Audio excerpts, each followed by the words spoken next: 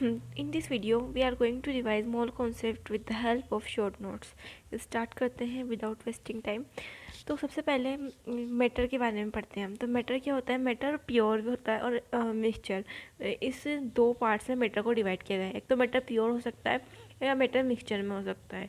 अब इसको भी लोग बहुत ज़्यादा कंफ्यूज होते हैं कि क्या मतलब प्योर मिक्सचर में, क्योंकि इसे एग्जाम्पल समझ में नहीं आते लोगों को। तो स्टार्ट करते हैं। सबसे पहले प्योर मिक्सचर की बात करेंगे, फिर उसके बाद हम पूरा पढ़ने के बाद एक बार लास्ट में डिफ्रेंशिएट भी कर लेंगे। ठीक है। तो प्योर मिक्सचर भी दो टाइप का होता है, एक तो एलिमेंट होता है और एक कंपाउंड होता है।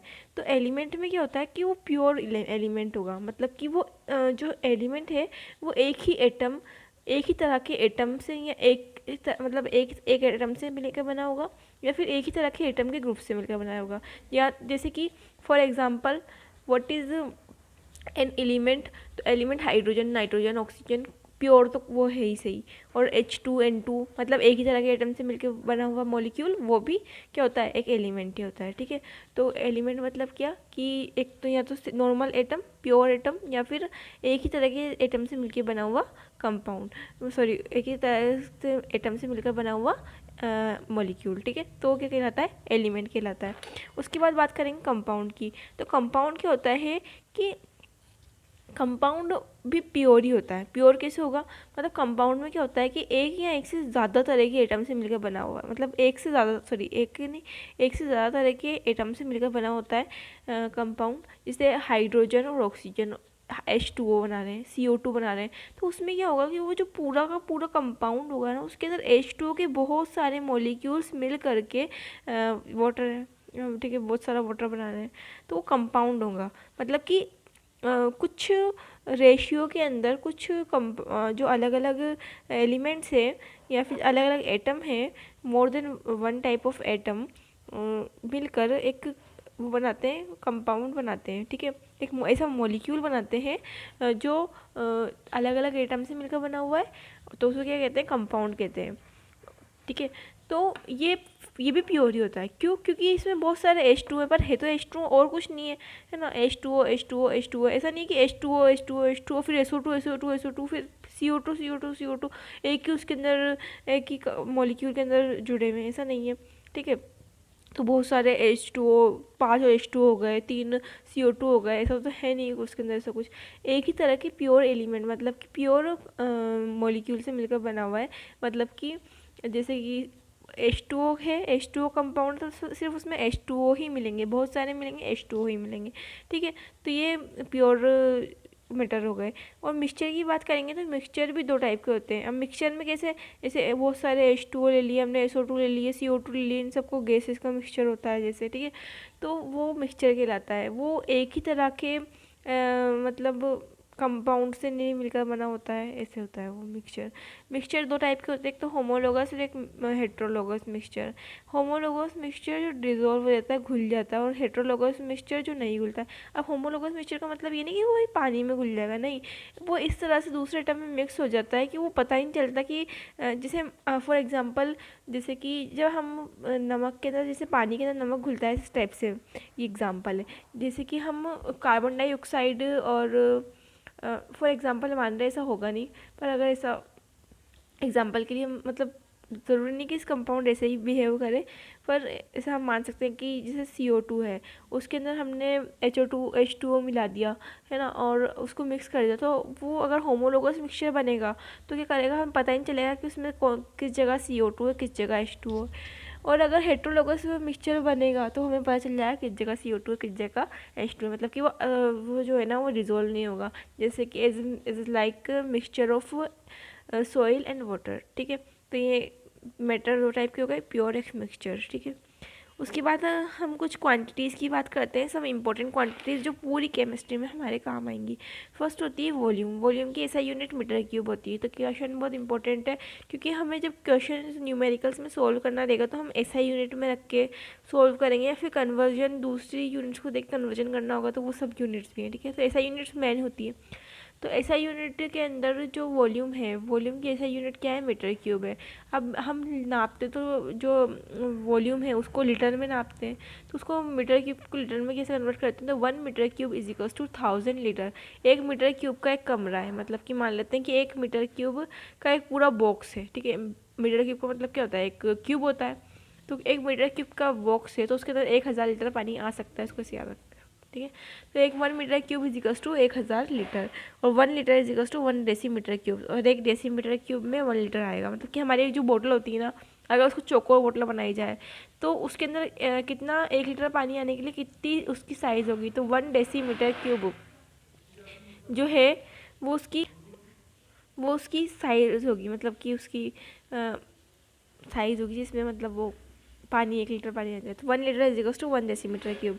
उसके बाद एनर्जी का क्या होगा, ऐसा यूनिट एनर्जी या वर्क की ऐसा unit newton into metre. Newton क्या होता है, वर्क सॉरी उसकी फोर्स की, न्यूटन तो ऐसा यूनिट फोर्स की है, और न्यूटन इंटू मीटर की work is equals to force into distance. तो जो वर्क है उसकी जो ऐसा यूनिट है वो न्यूटन मीटर है, और उसको न्यूटन मीटर को छोटा करके जूल बोलते हैं, ठीक है। मतलब न्यूटन मीटर को जूल भी बोल सकते हैं, जूल भी किसी साइंटिस्ट ने नाम दिया था, पर न्यूटन मीटर बोलेंगे इससे अच्छा हम जूल भी बोल सकते हैं, एक ही बात है। तो 1 joule is equals to 1 newton metre, इसको कोई चेंज करने की बात नहीं है। उसके बाद 1 लीटर एटम में कितना जूल होता है, ये इंपॉर्टेंट है। तो 1 लीटर एटम में 101.3 जूल होता है। 1 लीटर एटम में 101.3 जूल होता है। 1 लीटर एटम में कितना जूल होता है, 101.3 जूल होता है, ठीक है। 101.3 जूल होता है।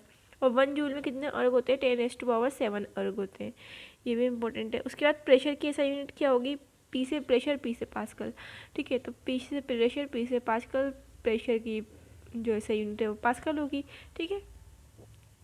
1 एटम कितने पास्कल के बराबर होता है, 1 atm is equals to 1.01 into 10⁵ pascal, या फिर 1 एटम इज इक्वल्स टू 1, और जो ये 1 एटम है ना, ये प्रेशर की दूसरी जो है यूनिट है, ऐसा यूनिट पास्कल है। तो अगर एटम को जो है पास्कल में चेंज करना है, तो 1 atm is equals to 1.01 into 10⁵ pascal, और 1.013 बार होता है। 1 atm is equals to 1.013 bar, 1.013 bar, ठीक है। और 1 atm is equals to 760 mmHg या 760 टोर, ठीक है। तो एक बार रिवाइज कर लेते हैं कि व्हाट इज द ऐसा unit of pressure, answer pascal, P से प्रेशर, पी से पास्कल, ठीक है। व्हाट और जो 1 एटम होता है वो कितने पास्कल के बराबर होता है, 1.01 इंटू 10⁵ पास्कल के बराबर होता है। 1 atm is equals to 1.013 bar के बराबर होता है। 1 atm is equals to 760 mmHg के बराबर होता है, और 1 atm is equals to 760 torr के बराबर होता है, ठीक है। टेम्परेचर की ऐसा यूनिट केल्विन है ना, डिग्री सेल्सियस नहीं है, टेम्परेचर की ऐसा यूनिट केल्विन है। और फ़ारेनहाइट को कैसे चेंज करेंगे डिग्री सेल्सियस में, 1 Fahrenheit is equals to 9/5 degree Celsius plus 3/2। और केल्विन को कैसे चेंज करेंगे डिग्री सेल्सियस में, सॉरी हाँ, केल्विन और डिग्री सेल्सियस में क्या रिलेशन है, kelvin is equals to 273 point degree Celsius. अगर हमें 27 जो है वो डिग्री सेल्सियस, उसको अगर हमारे केल्विन में चेंज करना है तो उसको 273 से ऐड कर देते हैं। उसके बाद हम सब एटॉमिक पार्टिकल्स के बारे में देखते हैं। इलेक्ट्रॉन, प्रोटॉन और न्यूट्रॉन सब एटॉमिक पार्टिकल्स होते हैं, मतलब कि एटम को के अंदर के पार्टिकल, एटम से छोटे पार्टिकल्स, ठीक है। एटम को अगर हम डिवाइड करें, मतलब कि डिवाइड करने में मतलब कि उसके अंदर और भी क्या क्या पार्टिकल्स हो सकते हैं ना, एटम से स्मॉलर पार्टिकल्स, तो सब एटॉमिक पार्टिकल्स 3 होते हैं, इलेक्ट्रॉन, प्रोटॉन, न्यूट्रॉन, और भी होते हैं, इनके भी रिसर्च हो रहा है, पर मेनली 3 होते हैं, इलेक्ट्रॉन, प्रोटॉन, न्यूट्रॉन, जिनको हम सभी जानते हैं, ठीक है। इलेक्ट्रॉन की बात करें तो इलेक्ट्रॉन का मास क्या होता है, 9.1 टू 10⁻³ kg, केजी में है ये ना, ये याद रखना है हमें, क्योंकि केजी में मास है, हम इसको ग्राम में चेंज कर सकते हैं, पर क्वेश्चन के अकॉर्डिंग करना है अपन को, ठीक है। तो 9.1 टू 10⁻³ kg ये इसका एटॉमिक मास है। इलेक्ट्रॉन का, प्रोटॉन का है 1.6 इंटू 10⁻27, और न्यूट्रॉन का मास भी सेम ही है, 1.6 इंटू 10⁻27 kg, ठीक है। और इलेक्ट्रॉन का जो मास होता है वो प्रोटॉन से बहुत कम होता है, लगभग 200 टाइम्स या 1800 टाइम्स। ये भी क्वेश्चन बहुत बार आ चुका है ना नीट में। तो प्रोटॉन का मास जो है इलेक्ट्रॉन से 1800 टाइम्स ज़्यादा होता है ना, या 2000 टाइम्स ज़्यादा होता है। चार्ज की बात करें तो इलेक्ट्रॉन चार्ज -1.6 × 10⁻⁻19 कूलाम, और अगर प्रोटॉन की चार्ज की बात करें तो उसके ऊपर +1.6 × 10⁻⁻19 कूलाम, और न्यूट्रॉन, उसके नाम दिख रहा है न्यूट्रल है भैया, इस पर 0 चार्ज होता है। इलेक्ट्रॉन की जो है डिस्कवरी किसने की? थॉमसन ने। प्रोटॉन की रदरफोर्ड ने, और न्यूट्रॉन की जेम्स चैडविक ने की है। ठीक है, उसके बाद हम बात करते हैं आइसोटॉप्स आइसोबार्स की। ठीक है, आइसोटॉप्स की, सॉरी, आइसोबार्स की तो एटॉमिक स्ट्रक्चर में बात करेंगे। तो आइसोटॉप्स की बात करते हैं तो उनका Z सेम होता है और A डिफरेंट होता है, मतलब कि एटॉमिक नंबर सेम और एटॉमिक मास का जो है वो डिफरेंट होगा।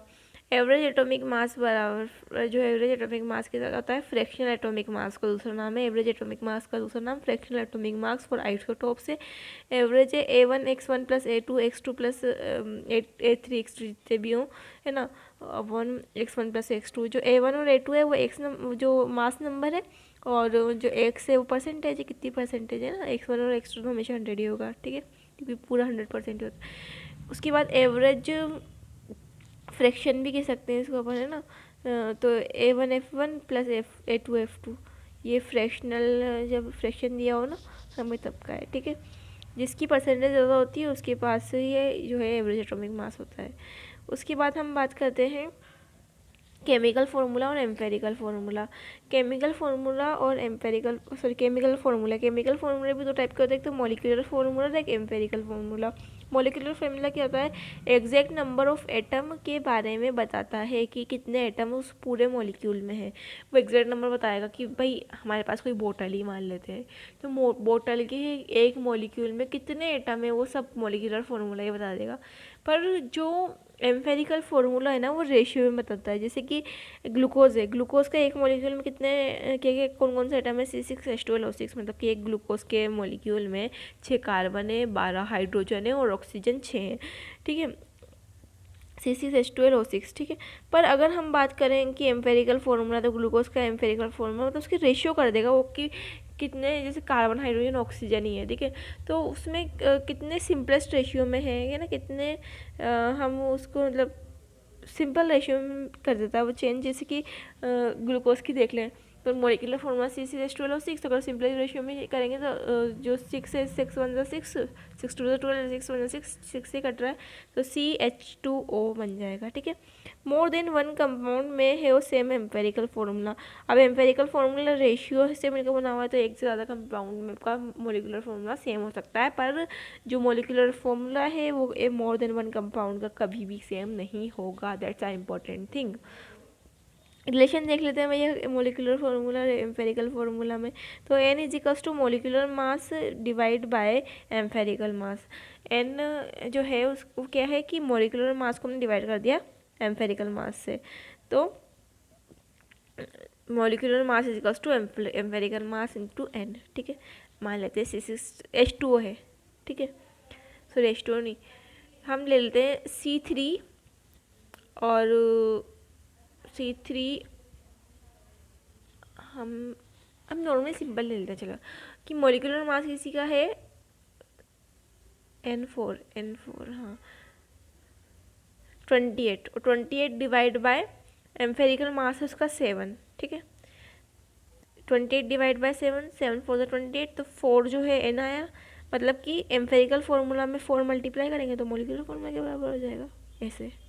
तो molecular formula molecular mass upon empirical मास = N, क्योंकि कितना ज़्यादा है ये तो हमें पता चल ही जाएगा उससे, क्योंकि ये और ये सिंपल नॉर्मली एक होल नंबर आएगा N।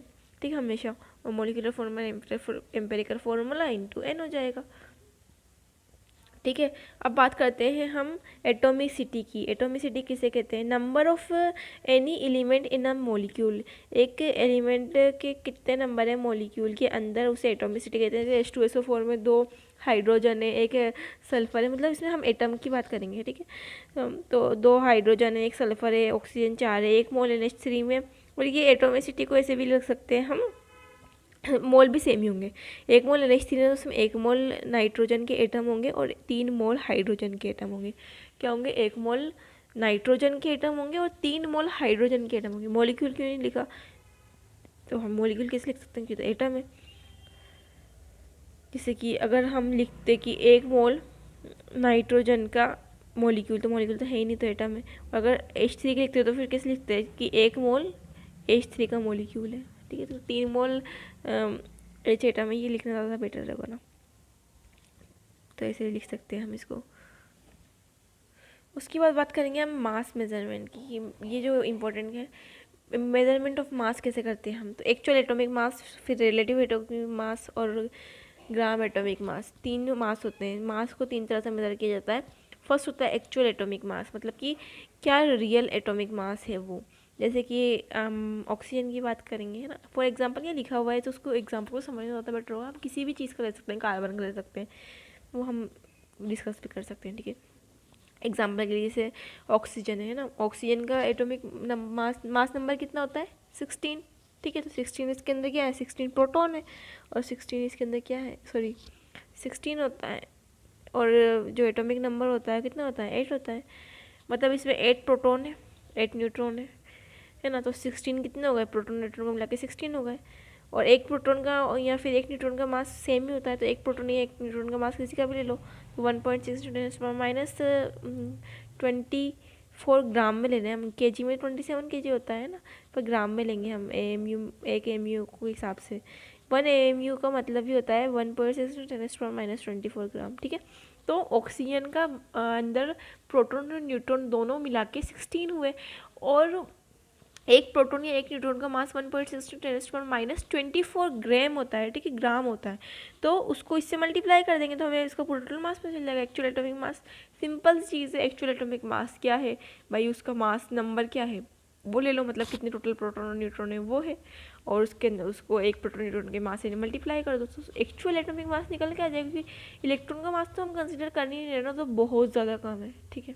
तो इलेक्ट्रॉन का मास हम कंसिडर कर ही नहीं रहे, न्यूट्रॉन प्रोटॉन का मास कंसिडर कर रहे हैं। उसको जितने वो हैं न्यूट्रॉन प्रोटॉन उनके मास से कर दो मल्टीप्लाई और हो जाएगा, ठीक है। उसके बाद हम बात करते हैं रिलेटिव एटॉमिक मास की। रिलेटिव एटॉमिक मास क्या होता है कि रिलेटिव एटॉमिक मास में हम, सॉरी पहले एक बार देखते हैं। तो 1.6 × 10⁻24 ग्राम को हम एक AMU भी लिख सकते हैं, ठीक है। तो हम एक्चुअल एटॉमिक मास को ऐसे भी लिख सकते हैं कि 16 AMU ऑफ ऑक्सीजन, कार्बन का टोटल 12 AMU, या फिर लिख सकते हैं 12 × 1.6 × 10⁻24 ग्राम एज वी कैन, एक एज वी विश, कैसा भी लिख सकते हैं, ठीक है।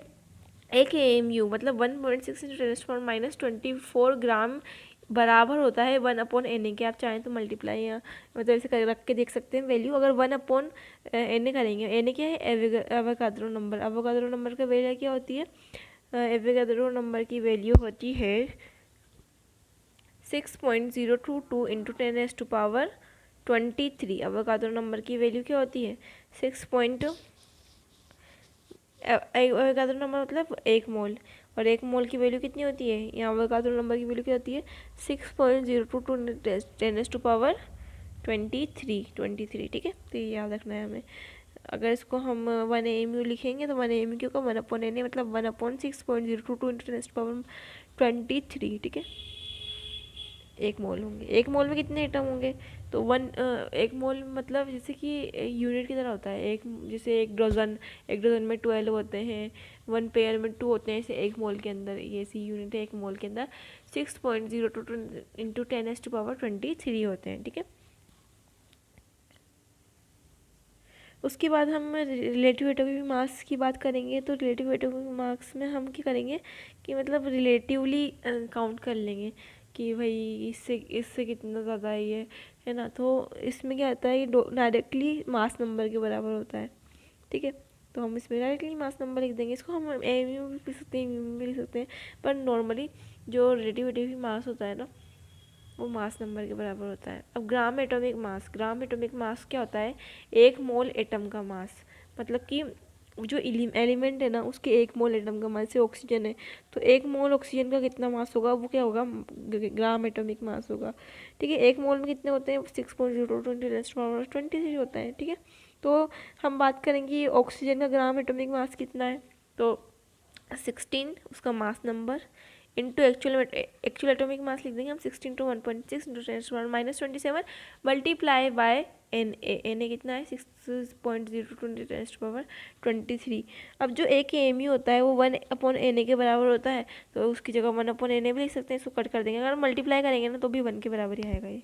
अगर 1.6 × 10⁻⁻24 को मल्टीप्लाई करेंगे 6.022 × 10⁻23 से, तो इसका मल्टीप्लाई 1 ही आएगा, है ना। तो 1/Na से कट जाएगा, 16 ग्राम मिलेगा। अब आप लोग सोच रहे होंगे कि 16 जो है ग्राम, ये 16 AMU तो एक्चुअल एटॉमिक मास और एक मोल का, एक एटम का मास और एक मोल का मास तो बराबर बराबर नहीं है, क्योंकि एक एटम का जो एक्चुअल एटॉमिक मास है ना वो 1.16 AMU, 16 to 1.6 × 10⁻⁻24 ग्राम कितना कम हो गया, इसकी पावर -24 है। मतलब जो ये इन दोनों को मल्टीप्लाई आएगा उससे भी -24 उसकी पावर लगेगी, मतलब 0 पॉइंट यानी कितने 0 पॉइंट लग के फिर लास्ट में आएगा ये, है ना। तो इसलिए बहुत छोटा नंबर हो जाएगा। पर अगर ग्राम एटॉमिक मास की बात करें तो एक मोल का कितना 16 ग्राम ही आ रहा है, तो कितना ज़्यादा है इससे, एक्चुअल से कितना ज़्यादा है एक मोल का मास, ठीक है। ग्राम एटॉमिक मास जो है मास नंबर के बराबर होता है, 1 ग्राम इज इक्वल टू 1 मोल, ठीक है। 1 ग्राम एटॉमिक मास 1 मोल के बराबर होगा, ठीक है। 1 ग्राम इज इक्वल टू 1 मोल, 1 ग्राम मतलब कि 1 मोल। जैसे 16 ग्राम एटॉमिक मास है उसका ऑक्सीजन का, तो 1 मोल ऑक्सीजन कितना मास है 16 ग्राम। उसके बाद हम बात करते हैं मोलिकुलर मास की। मोलिकुलर मास की बात करेंगे तो और मोलर मास, इन दोनों में चीज़ों में डिफरेंस है, ठीक है। मोलिकुलर मास पूछेगा हमें तो सारे मास जोड़ देंगे, मास नंबर जोड़ देंगे। पर अगर मोलर मास पूछेगा तो 1 मोल मोलिक्यूल का मास देखेंगे, ठीक है। तो मोलिकुलर मास में क्या होगा, सभी मास को जोड़ देंगे, मतलब उस मोलिक्यूल का क्या मास है। जैसे कि H2O है तो H2O में हाइड्रोजन का मास मल्टीप्लाई, तो क्योंकि 2 हाइड्रोजन है और 1 ऑक्सीजन का मास होता है, कितना जाएगा 18 म्यू, ठीक है। 18 म्यू क्या हो जाएगा, मोलिकुलर मास हो जाएगा 18 AMU, ठीक है, एक ही बात है। पर मोलर मास पूछेगा तो 1 ग्राम मोलिक्यूल बराबर 1 मोल मोलिक्यूल, मतलब कि मास नंबर को ग्राम में चेंज कर देंगे। मतलब कि क्या होगा कि एक हमें किसका पूछ रहा है, मोल का मास पूछ रहा है, मोलर मास पूछ रहा है उसका, तो ग्राम में पूछ लेंगे, ठीक है। जैसे कि हम बात करते हैं कि H2O ले लेते हैं, CO2 ले लेते हैं। CO2 में क्या होगा 34 और 12, हाँ 44 उसका मोलिकुलर मास होगा, क्योंकि उसके सारे एटम्स का मास जोड़ लिया हमने। तो एक कार्बन डाइऑक्साइड के मोलिक्यूल का मास मोलिकुलर मास कहलाएगा CO2, जैसे कि, तो उसका 44 हो गया। 44 AMU, 44 नहीं होगा सिर्फ 44 इंटू 1.6 × 10⁻⁻24 ग्राम, नॉर्मली ये मोलिकुलर मास होगा, ये 44 AMU होगा। पर मोलर मास कितना होगा, 1 मोल कार्बन डाइऑक्साइड होगा मास, तो 44 मल्टीप्लाई 1.6 इंटू 10⁻⁻24 मल्टीप्लाई 6.022 इंटू 10⁻23, तो ये कितना हो जाएगा 44 ग्राम। तो मोलर मास कितना ज़्यादा हुआ और मोलिकुलर मास कितना हुआ, कम हुआ। तो molar mass is always greater than molecular mass of an molecule. तो ये बड़े इंपॉर्टेंट चीज़ है कि मोलिकुलर मास और मोलर मास में डिफरेंस होगा। क्वेश्चन बहुत ज़्यादा पूछे जाते हैं इसके बारे में। तो मोलिकुलर मास तो उस मोलिक्यूल का मास, और मोलर मास मतलब उस मोलिक्यूल के पूरे मोल का 1 मोल का मास, सॉरी, ठीक है। तो ग्राम में आएगा और ये मोलिकुलर मास AMU में आएगा, ये भी इंपॉर्टेंट चीज़ें याद रखनी है। उसके बाद हम बात करते हैं मास परसेंटेज की। किसी भी चीज़ की परसेंटेज निकालनी है हमें सब्जेक्ट की। जैसे हमें मान लेते हैं कि कोई सब्जेक्ट है इंग्लिश में 50 में से 25 मार्क्स आए, तो उसकी परसेंटेज कैसे निकालेंगे। सबसे पहले तो हम जितने नंबर आए उसको ऊपर लिखेंगे 25, टोटल नंबर कितने का था 50 का था, 25/50 इंटू 100, तो कितने परसेंटेज मार्क्स आए इंग्लिश के अंदर 25/50 1/2 इंटू 100, तो 50 परसेंटेज मार्क्स आए। ऐसे ही किसी भी मास परसेंटेज निकालनी हो किसी भी एलिमेंट की, तो उस एलिमेंट का मास लिख देंगे ऊपर नीचे, टोटल मोलर मास ऑफ पूरे मॉलिक्यूल का। किसे C6H12O6 के अंदर कार्बन की हमें मास परसेंटेज निकालनी है, ठीक है। तो हम क्या करेंगे, मास लिख देंगे कार्बन का और मोलर मतलब एलिमेंट का लिखेंगे अपन पूरे, है ना। जैसे हमें कार्बन के ऑक्सीजन उसमें ग्लूकोज में से कार्बन के निकाले, तो 6 कार्बन के एटम है, मल्टीप्लाई उसके एटॉमिक मास 12, तो 12 5 72 72, और पूरे जो ग्लूकोज है उसका एटॉमिक मास नीचे रख देंगे 72/180 इंटू 100 कर देंगे, तो हमें mass percentage of the molecule मिल जाएगी, ठीक है। For minimum molecule mass percentage mass put atomicity बराबर 1। एटोमिसिटी अगर हमें किसी मिनिमम मॉलिक्यूल की लिखनी है तो एटोमिसिटी 1 लिख देंगे, अगर हमें दी नहीं हो तो। जैसे 1 मोल कार्बन डाइऑक्साइड है, उसमें 1 मोल कार्बन है, 2 मोल ऑक्सीजन है। 44 ग्राम कार्बन डाइऑक्साइड, उसमें 12 ग्राम कार्बन है और 32 ग्राम ऑक्सीजन है, ऐसे लिखना है, ठीक है। मतलब जितने उसमें हमें पूरा मॉलिक्यूल लेना है, ठीक है। तो एलिमेंट के बारे में बात करनी है तो ऐसे है, ठीक है। मास परसेंटेज ऑफ ऑक्सीजन कितनी है इसके अंदर, इस वाले मास परसेंटेज ऑफ ऑक्सीजन की बात करेंगे तो ऑक्सीजन कितनी है, 2 ऑक्सीजन है और 1 ऑक्सीजन का मास होता है 16। तो इसमें हमें याद रखना है कि सिर्फ एक ही एटम का नहीं करना है, पूरे मॉलिक्यूल करना है। तो एक और तो 32 हो जाएगा, 16 तो 2 ऑक्सीजन है, 32 अपॉन पूरे कार्बन डाइऑक्साइड का मास 44 ग्राम इंटू 100, ठीक है। तो मास परसेंटेज मास और इंटू एटोमिसिटी अपॉन मास पूरा, ठीक है, मॉलिक्यूल का। उसके बाद हम बात करते हैं कुछ इंपॉर्टेंट चीज़ों की, कि गैस दी हुई हो तो हमेशा O2 N2 H2 तो है ना, यही लेना है। अगर गैस लिखा हुआ हो तो हाइड्रोजन गैस लिखी हुई तो H2 लेना है, नाइट्रोजन गैस लिखी हुई है तो, है ना। और equal mass of any element in all forms will have equal number of atom. मतलब कि अगर किसी एलिमेंट का इक्वल मास है ना, तो इक्वल नंबर ऑफ एटम होंगे। अब हम एक ट्रिक है कोई से भी क्वेश्चन निकालने की, empirical formula based. Empirical formula पूछ सकता है हमसे, तो उसकी ट्रिक है P1 upon P2 is equals to A1 upon A2 into N1 upon N2 solve for N1 upon N2, ठीक है। तो एक ट्रिक है एम्पेरिकल फार्मूला। तो P1 upon P2 is equals to A1 upon N2 into N1 upon N2। मतलब question ऐसा पूछेगा कि कुछ परसेंटेज दे देगा कि ये वाला एटम है, ये वाला मॉलिक्यूल है, इसकी इतनी परसेंटेज, ये वाला मॉलिक्यूल है, इसकी इतनी परसेंटेज है, ठीक है।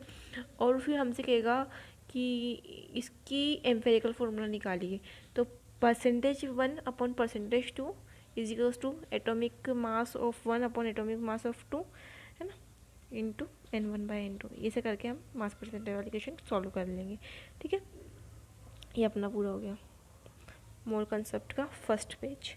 3 पेज है इसके अंदर, 2.5 पेज है, लगभग 3 पेज के बराबर है।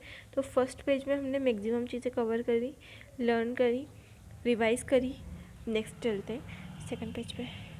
अब हम निकालेंगे कैलकुलेशन ऑफ मोल्स करेंगे, वेपर डेंसिटी के बारे में करेंगे, ठीक है, और क्वेश्चंस के बारे में करेंगे। तो सबसे पहले हम कैलकुलेशन ऑफ मोल करते हैं। तो मोल इज इक्वल्स टू, सबसे पहला फॉर्मूला मोल को निकालने का, वेट अपॉन मॉलिक्यूलर वेट, है ना, ग्राम में लेना है सब, वेट अपॉन मॉलिक्यूलर वेट, क्योंकि मॉलिक्यूलर वेट तो हम ग्राम में निकाल रहे हैं, ठीक है। तो weight upon molecular weight is equals to mole. Mole is equals to weight upon molecular weight. उस मॉलिक्यूलर का कौन सा वेट है, कितना वेट है, मतलब वो। और ये अपन जो मॉलिक्यूलर वेट लेंगे ना, ये रिलेटिव वाला लेंगे, मतलब कि नॉर्मल एटॉमिक मास नंबर वाला लेंगे। तो फर्स्ट फार्मूला तो हुआ weight upon molecular weight. Second formula हो mole is equals to number of atom upon N A, number of atom दिए हुए होंगे किसी भी एटम के, है ना, कितने नंबर ऑफ एटम क्वेश्चन में दिए हुए होंगे, अपॉन अवोगाद्रो नंबर, या एक मोल में कितने एटम होते हैं वो, तो हमें पता चल जाएगा कि एक मान लेते हैं 7 कार्बन डाइऑक्साइड के एटम है, अपॉन हमें कितना दे दिए, कितने एटम को अपॉन हमें मोल निकालने के दे दिए, तो एक मोल में कितने एटम होते हैं 6.02 × 10⁻23।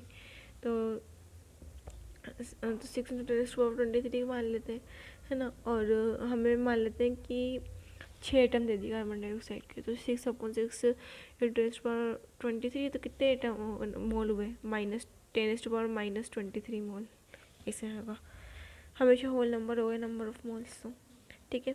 अवोगाद्रो लो के कहता है एक